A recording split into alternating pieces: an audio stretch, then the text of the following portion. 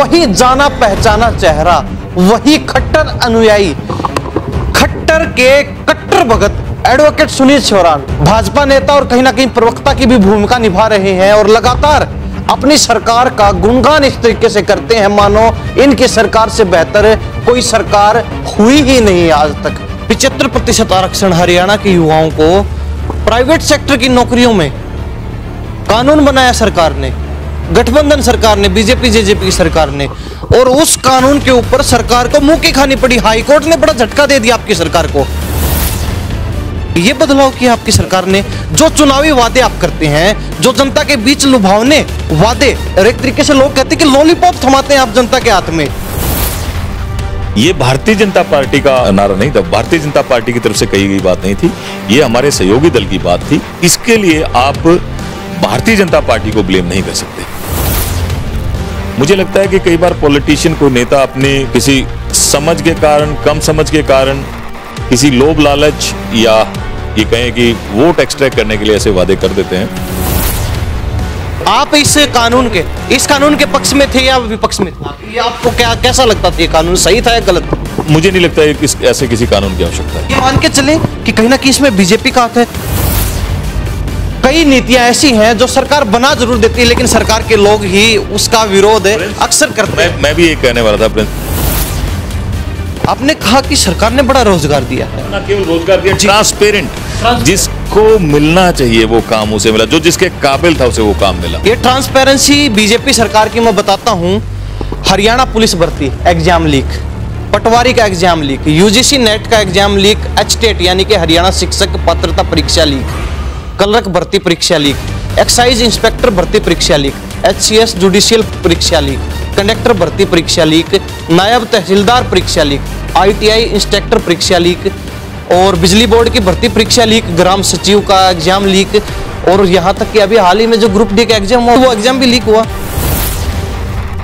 Total 9 सालों के अंदर 1,10,000 सरकारी नौकरियां, और कहते हैं कि आने वाले कुछ समय में 60,000 और नौकरियां हम दे देंगे 3 से 4 महीने के अंदर। तो ये चुनाव का इंतजार कर रहे थे कि चुनावी समय पर आके और इनका हम फायदा उठा सके, कहीं ना कहीं कुछ लाभ ले सके। अब चुनावी नजदीकी आपको दिख रही हैं तो आप सब कुछ फ्री कर रहे हैं। आप कहते हैं हम गरीबों के मसीहा हैं, हम किसानों के मसीहा हैं, बल्कि दोनों जगह, चाहे गरीब की बात हो, चाहे किसान की बात हो, चाहे मजदूर की बात हो, चाहे आंगनवाड़ी वर्कर्स की बात हो, चाहे डॉक्टर्स की बात हो, चाहे किसी भी विभाग को उठा लीजिए, जहां भी आप कहते हैं कि हमने इतना सुधार कर दिया वहीं आपका विरोध हो। ऐसा नहीं है कि सभी चीजों को वेलकम किया जाएगा, विरोध होता है, विरोध होना भी जरूरी है हर चीज में। क्या है कि आपकी सरकार फिलहाल जातिगत राजनीति कर रही है, पिछड़ा वर्ग को लुभाएंगे, जाट वोट बैंक हमसे जुड़ नहीं पाया, जाट को हटाइए, पिछड़ा वर्ग से एक प्रधान को लेके आइए, नायब सिंह सैनी को आपने प्रधान। देखिए इसमें कोई बुराई भी नहीं है। बुराई इसमें है कि आप जातिगत राजनीति कर रहे हैं, इसमें वहां लोकतंत्र कहां बचता है? तो एक व्यक्ति जो इतना पॉपुलर है, जिसके आते ही लोगों में एकदम इतनी उमंग हुई है, इतनी खुशी हुई है, उसे पार्टी ने मौका दिया, तो मैं सोचता हूँ अच्छा काम किया। विपक्ष तो कहता है कि ये एक फुस पटाखा है, फुस पटाखे में सरकार जबरदस्ती बारूद भरने का काम। नमस्कार, स्वागत आपका हरियाणा न्यूज 24 पर। मैं हूं प्रिंस लांबा, मेरे से विनय सिंधु के साथ मौजूद है चरखे दादरी में। और चरखे दादरी का नाम आते ही आप समझ गए होंगे कि हमारे साथ कौन खास बातचीत में मौजूद है। वही जाना पहचाना चेहरा, वही खट्टर अनुयायी, खट्टर के कट्टर भगत, और जो गुणगान करते नहीं थकते खट्टर के, मनोहर लाल खट्टर जो सीएम कहते हैं कि ये बहुत बड़े एक बदलाव करता है, एक युग परिवर्तक है। अब परिवर्तन कौन सा हुआ ये इनसे जानेंगे। अक्सर बातचीत करते हैं, अक्सर सवालों के घेरे में रहते हैं, जनता के जो कड़े से कड़े सवाल होते हैं उनका सामना करते हैं। एडवोकेट सुनील चौहान भाजपा नेता और कहीं ना कहीं प्रवक्ता की भी भूमिका निभा रहे हैं और लगातार अपनी सरकार का गुणगान इस तरीके से करते हैं मानो इनकी सरकार से बेहतर कोई सरकार हुई ही नहीं आज तक। रिकॉर्ड तोड़ कहते काम करवाए हैं, रिकॉर्ड तोड़ बदलाव किए हैं। अब बदलाव पूरी हरियाणा की जनता के सामने है, बच्चे बच्चे की, युवा की, महिला, बुजुर्ग, हर सभी के जुबान पर है क्या बदलाव हुआ है। बातचीत करते खास कई बड़े मुद्दे हैं। और अब हाल ही में हाई कोर्ट ने हरियाणा सरकार को एक बड़ा जोर का झटका दे दिया है, जिसका प्रभाव आने वाले चुनाव पर भी पड़ने वाला, जिसको लेकर एक महत्वपूर्ण एनालिसिस भी हमने किया। 75% जो है प्राइवेट सेक्टर की नौकरियों में आरक्षण का कानून हरियाणा सरकार लेकर आई थी, और वो सुप्रीम कोर्ट के निर्देश पर हाई कोर्ट ने हटा दिया है, रद्द कर दिया है पूरी तरीके से। सरकार को मुंह की खानी पड़ी है। सरकार अपनी फजीहत करवाती घूम रही है, पूरे हरियाणा के अंदर मुंह छुपाती घूम रही है। हरियाणा के युवाओं से एक बार फिर बड़ा धोखा हो गया है। इस पर बातचीत करेंगे, क्या कहते हैं एडवोकेट सुनील चौहान। बाबूजी, बड़ा स्वागत आपका Haryana news 24। Thank you Prince. मुझे तो समझ में नहीं आया कि आप कहाँ से मेरे बारे में सब चीज़ों की जानकारियाँ इस तरह ले लेते हो। खैर, आपने मेरा इंट्रोडक्शन कराया, बड़ी अच्छी, मैं आपका आभारी हूँ। अच्छा इंट्रोडक्शन आपने मेरा दिया प्रिंस। और एक अंदर की बात भी है, एक अंदर की बात भी अभी हमें हाल ही में पता चली है, हालांकि उसकी शुरुआत नहीं हुई है।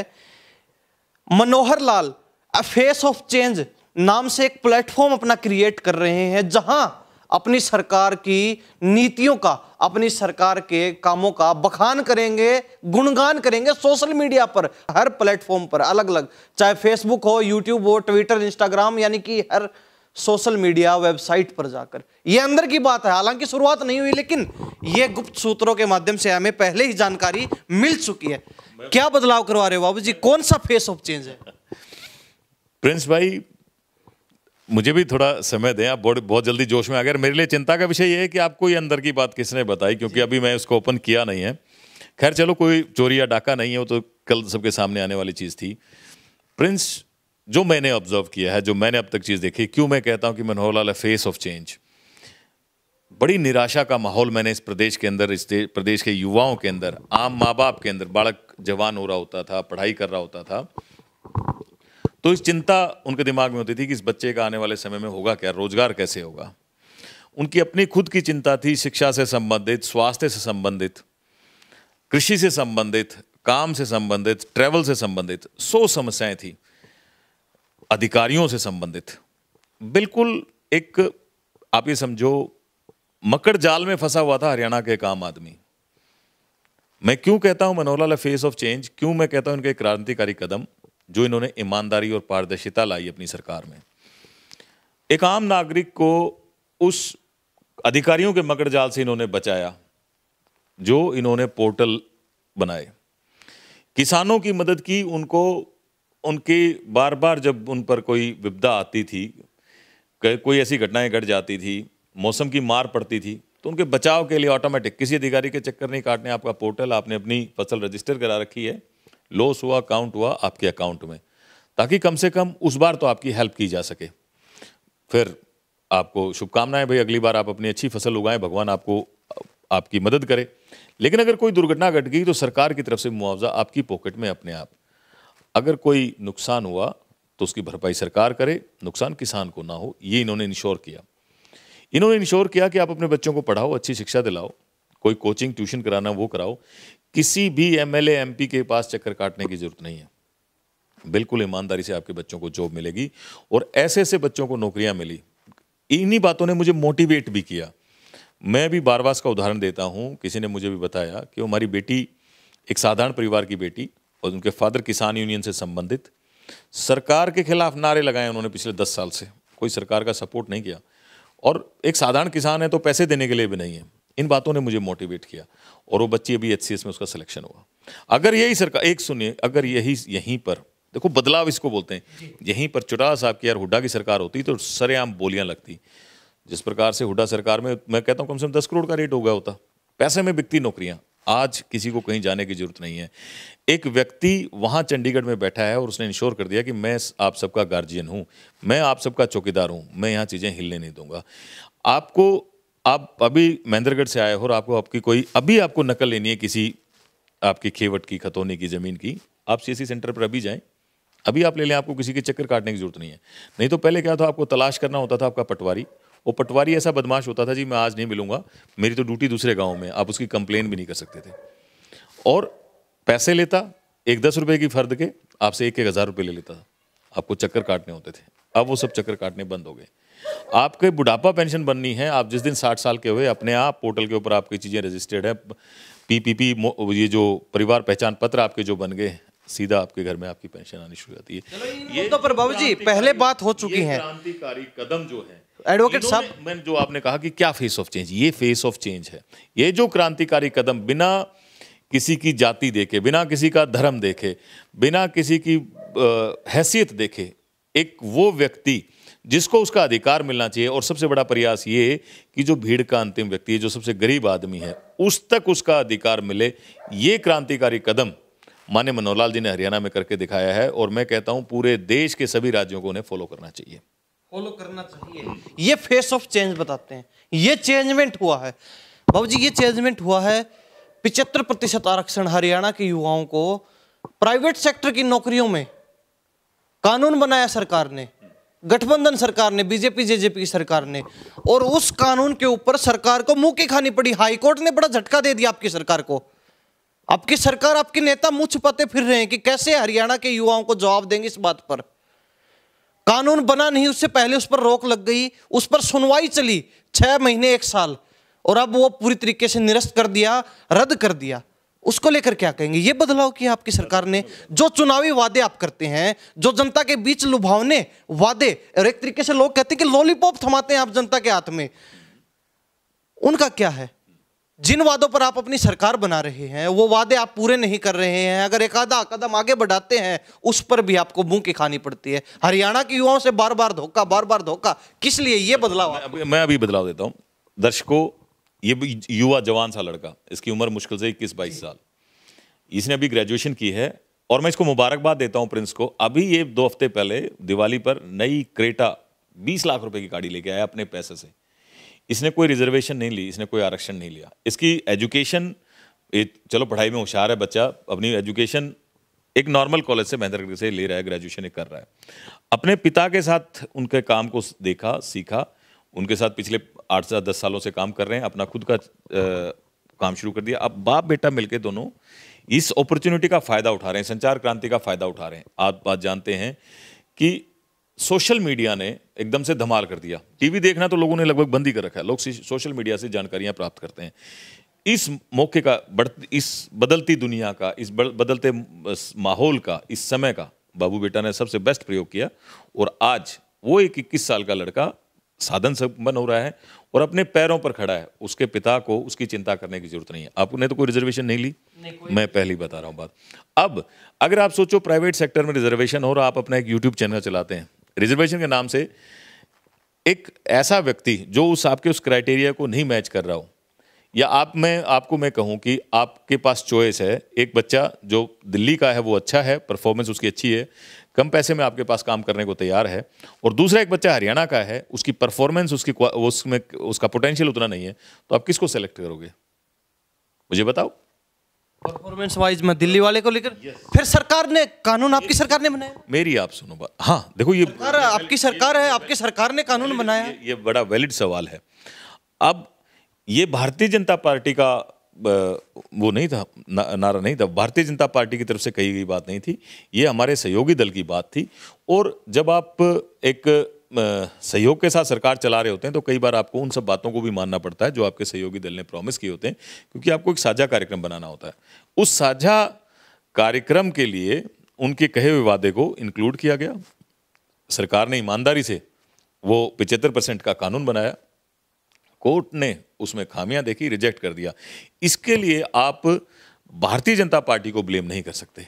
और साझेदारी दोनों पार्टियों की। हाँ, गठबंधन का कारण भी आप अच्छे समझते हैं। गठबंधन का कारण भी ये था कि सरकार बनाने के लिए सीटों की आवश्यकता थी, उनके पास 10 सीटें थी। जब आप उनको अपने साथ सहयोगी बना रहे हो तो आपको उनकी टर्म्स एंड कंडीशंस को मानना पड़ेगा। सरकार ने अपनी बातें मानी, लेकिन कोर्ट ने उसे रिजेक्ट कर दिया।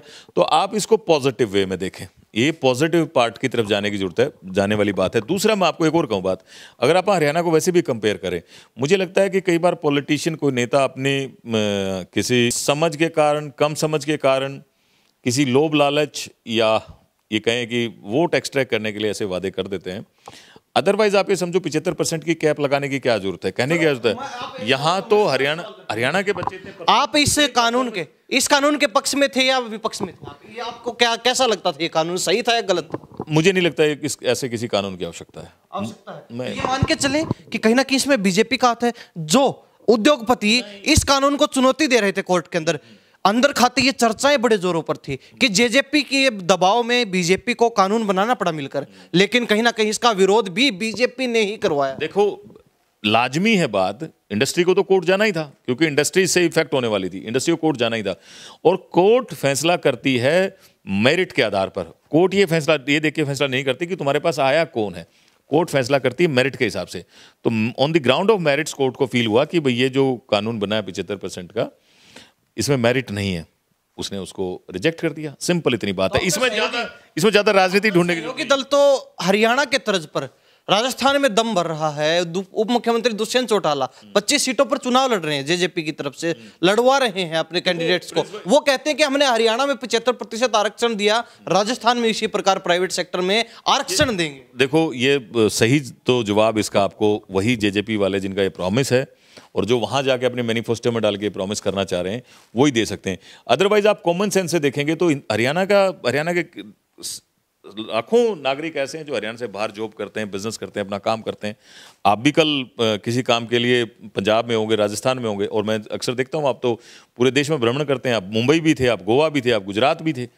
तो वहाँ अगर वहाँ लग जाए आपको जाके कैब कि नहीं भाई यहाँ तो सिर्फ गुजरात के यूट्यूबर से ही काम करेंगे, आप यूट्यूबर जो हरियाणा वाले वो नहीं करेंगे, तो इसका नुकसान है। चलो, ये तो तय हो गया एडवोकेट सुनील श्रीराम की बातों से, जो मुख्यमंत्री का बड़ा गुणगान करते, बड़े भगत हैं। मुख्यमंत्री चालीसा दिन के 24 घंटे जपते रहते हैं, इनका मुख खुला, मुख्यमंत्री चालीसा, मुख्यमंत्री चालीसा, मुख्यमंत्री ऐसे, मुख्यमंत्री वैसे, मुख्यमंत्री भगवान, मुख्यमंत्री का आशीर्वाद मिल गया तो जन्नत जहान सब कुछ मिल गया, ऐसा कुछ। लेकिन ये तय है कि सरकार की कई नीतियां ऐसी हैं जो सरकार बना जरूर देती है, लेकिन सरकार के लोग ही उसका विरोध अक्सर करते हैं। मैं भी ये कहने वाला था प्रिंस आपको कि ये मेरे साथ अन्याय है।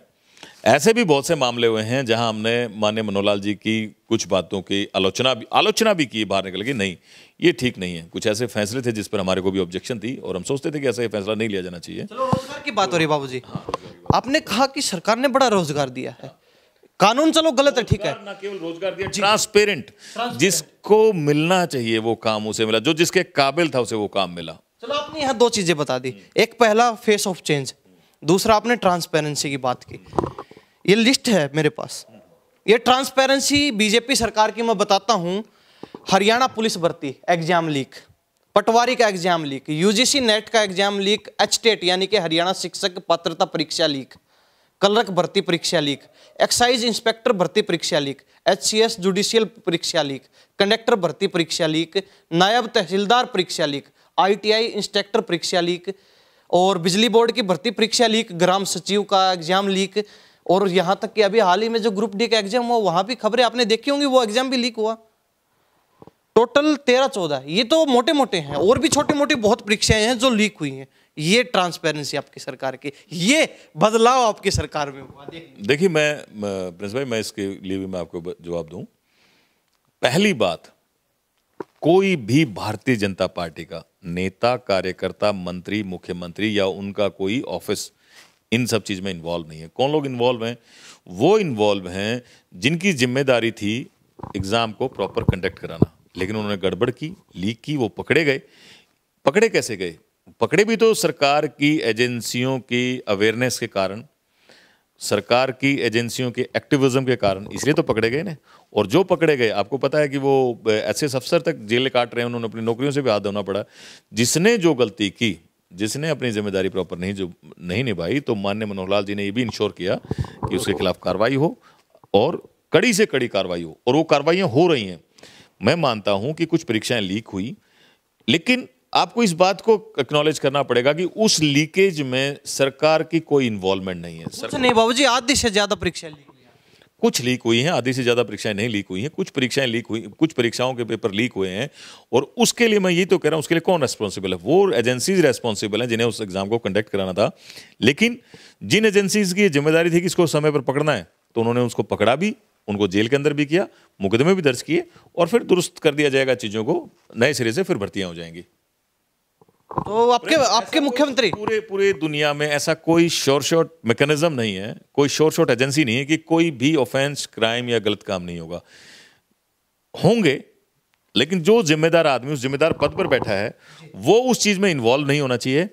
और वो हमेशा इस बात के लिए तैयार रहना चाहिए कि जो व्यक्ति गलत है उसके खिलाफ कार्रवाई हो। कहते हैं कि आपकी सरकार में नौकरियां नहीं बिकती, ट्रांसपेरेंसी का आप जे नहीं करके आपके सरकार के लोग पकड़े जाते हैं नौकरी, ऐसे बड़े मामले लीक हुए हैं। आपके गठबंधन सरकार के ऐसे लोग हैं, कोई एमएलए की बात नहीं हो रही, आपकी सरकार के लोग जो सरकार में काम करते हैं, संगठनों में काम कर रहे हैं, वो लोग का कोई भारतीय जनता पार्टी का कोई एमएलए, कोई एमपी, कोई संगठन का आदमी, मुझे एक उदाहरण दो, मुझे एक उदाहरण दो कि जहां भारतीय जनता पार्टी का कोई एमएलए, एमपी या कोई संगठन का व्यक्ति ऐसे किसी मामले में इन्वॉल्व रहा हो। नहीं, आपकी गठबंधन की सरकार है, हम भारतीय जनता पार्टी का हमने नाम नहीं लिया बाबूजी, हमने गठबंधन सरकार का नाम लिया, गठबंधन सरकार के उसके लिए मैं रिस्पॉन्सिबल नहीं हूं, उसका जवाब देने के लिए मैं रिस्पॉन्सिबल नहीं हूं। अगर मान लो कोई दूसरी पार्टी का, सहयोगी पार्टी का कोई व्यक्ति ने कोई काम किया है, मुझे नहीं पता, उसके लिए मैं माफी चाहूंगा, मैं उसका कोई जवाब नहीं दे सकता। जवाब नहीं देंगे, लेकिन ये बात क्लियर जरूर है कहीं ना कहीं आपकी पार्टी में, आपकी सरकार के शासन में वो चीजें हो रही हैं, इसीलिए ऐसे मामले सामने नहीं। अगर ऐसा कोई और वो सहयोगी पार्टी का भी कोई व्यक्ति ऐसा कोई इन्वॉल्व पाया गया तो वो भी, उसको भी ही has to face the consequences, jail जाना पड़ेगा। ये सरकार इंश्योर करेगी। ये चेंज है, ये बदलाव है। बदलाव की आप बात करें, the face of change, face of change ये हुआ कि ग्रुप डी की नौकरियों के लिए पद मात्र 13,500 और आवेदन आते हैं लगभग 14 लाख। ये बदलाव हुआ है कि छोटी छोटी भर्तियों के लिए भी लाखों की संख्या में आवेदन आ रहे हैं और उनमें से मात्र ऊंट के मुंह में जीरा के समान नौकरियां, बड़ी नौकरियों का तो कोई जिक्र ही नहीं बाबूजी, ग्रुप डी के लिए ये बदलाव आपकी सरकार। देखो मैं आपको बताऊं बात, हमारे देश में सरकारी नौकरी के लिए एक स्पेशल अट्रैक्शन है। ये प्रिंस आप पर भी लागू होती है। आज आप अपना खुद का चैनल चला रहे हो, काम कर रहे हो, लेकिन फिर भी कहीं ना कहीं अगर आपको कोई सरकारी जॉब मिलता होगा, भले ग्रुप डी का हो, तो भी प्रिंस ये सोचेगा यार कम से कम तेरे सिक्योरिटी तो है, हर महीने तनख्वाह आएगी, काम का कोई प्रेशर नहीं होगा, इतना काम भी नहीं करना पड़ेगा। सरकारी नौकरी के प्रति लालच, और बाद में पेंशन, बच्चों को बेनिफिट मिलेंगे वो अलग, और फाइनेंशियल बेनिफिट्स मिलते हैं वो अलग। तो ये जो सरकारी नौकरियों के प्रति भ्रांति है और सरकारी नौकरियों के प्रति जो लालच है, वो उन व्यक्तियों को भी इस मामले में इन्वॉल्व कर देता है जो अपना खुद का काम कर रहे होते हैं। ये बड़ा मुश्किल काम है कि बेरोजगारी के पैरामीटर्स इन डेटाज पे निकालना कि भाई 14,000 की नौकरियों के लिए आवेदन निकले और लाखों लोगों ने आवेदन कर दिया। उसमें बड़ी संख्या के लोग वही होते हैं जो ऑलरेडी अपना कुछ ना कुछ कमा के खा रहे होते हैं, अपना कुछ ना कुछ कर रहे होते हैं, लेकिन सरकारी नौकरी के प्रति जो लालच है वो उन्हें इस तरफ खींच लाता है। ये बड़ा कारण है प्रिंस। मुख्यमंत्री ने कहा कि 1,10,000 सरकारी नौकरियां पिछले 9 साल में हमने दी। पहले 5 साल आपके बहुमत की सरकार रही है, अकेली बीजेपी ने सत्ता पे राज किया, अब गठबंधन की सरकार है। टोटल 9 सालों के अंदर 1,10,000 सरकारी नौकरियां, और कहते हैं कि आने वाले कुछ समय में 60,000 और नौकरियां हम दे देंगे 3 से 4 महीने के अंदर। तो ये चुनाव का इंतजार कर रहे थे कि चुनावी समय पर आके और इनका हम फायदा उठा सके, कहीं ना कहीं कुछ लाभ ले सके कि हाँ हमने अब चलते जाते हमने नौकरियां दी हैं। इसके लिए हमें इतिहास में जाना पड़ेगा और माननीय मनोहर लाल जी के पूरे कार्यकाल को समझना पड़ेगा और कुछ बड़े उदाहरण भी लेने पड़ेंगे। एक बड़ा उदाहरण है अपनी चरखी दादरी। हम सब दादरी शहर में रहते हैं। 2014 अक्टूबर में बनती है भारतीय जनता पार्टी की सरकार, और सितंबर 2016 या नवंबर 2016 में 2 साल के अंदर अंदर ही भारतीय जनता पार्टी चरखी दादरी को जिला डिक्लेयर कर देती है। चुनाव तो बहुत दूर है, 3 साल बाद चुनाव है, लेकिन उससे पहले ही, क्योंकि ये किया हुआ प्रॉमिस था। और ये इस बात का इंतजार नहीं कि जब चुनाव आएगा तब हम उसको डिक्लेयर करेंगे और चुनाव में उस बात का फायदा उठाने की कोशिश करेंगे। ये उदाहरण मैंने इसलिए आपको दिया कि सिस्टमैटिक ढंग से चीजें चलती रहती हैं, रेगुलर काम होता रहता है। चुनाव आ गया, चुनाव के दौरान भी नौकरियां चलती रहेंगी, चुनाव नहीं था तब भी नौकरियां चल रही थी। चुनाव के लालच को देखकर मुझे नहीं लगता माननीय मनोहर लाल जी या बीजेपी के लोग कोई काम करते हैं। ये तो एक सतत प्रक्रिया है जिसमें लगे रहते हैं, चलते रहते हैं, अपना काम करते रहते हैं। अब चुनावी नजदीकी आपको दिख रही हैं तो आप सब कुछ फ्री कर रहे हैं। आप कहते हैं हम गरीबों के मसीहा हैं, हम किसानों के मसीहा हैं, बल्कि दोनों जगह, चाहे गरीब की बात हो, चाहे किसान की बात हो, चाहे मजदूर की बात हो, चाहे आंगनवाड़ी वर्कर्स की बात हो, चाहे डॉक्टर्स की बात हो, चाहे किसी भी विभाग को उठा लीजिए, जहां भी आप कहते हैं कि हमने इतना सुधार कर दिया, वहीं आपका विरोध हो। देखिए, ऐसा नहीं है कि सभी चीजों को वेलकम किया जाएगा। विरोध होता है, विरोध होना भी जरूरी है। हर चीज में नहीं, हर चीज में बिल्कुल भी नहीं। हर चीज जगह आपका विरोध नहीं, आपके पूरा कार्यकाल विरोध में निकलता है। नहीं, विरोध सभी सरकारों का होता है। सरकारों का कुछ चीजों में विरोध होना भी चाहिए, क्योंकि जब आप रिफॉर्म कर रहे होते हैं, चीजों को करेक्ट कर रहे होते हैं, तो जब आप किसी चीज का रिफॉर्म करेंगे, चीजों को ठीक करेंगे, तो जो पहले से वहां बैठा व्यक्ति है वो तो डिस्टर्ब होगा। अगर वो डिस्टर्ब होगा तो वो फिर शोर मचाएगा, वो फिर इधर उधर की बातें करेगा। तो ये रिफॉर्मिस्ट गवर्नमेंट है, कई रिफॉर्म के समय और अच्छे कामों में भी विरोध हो जाते हैं। सरकार को ऐसे विरोध फेस करने पड़ते हैं। सरकार के ये लोकतंत्र है, लोकतंत्र में सबको अपनी आवाज़ उठाने का हक है। लोग अपनी आवाज़ उठाते हैं, विरोध भी करते हैं और विरोध को शांत भी किया जाता है। और कहीं अगर ऐसी बात हो जो जायज़ बात है तो उस पॉलिसी में बदलाव भी किया जाता है। संगठन की बात कर लेते हैं। अभी संगठन में बड़ा उलटफेर चल रहा है, पूरे हरियाणा प्रदेश में धड़ाधड़ बदलाव किया जा रहा है।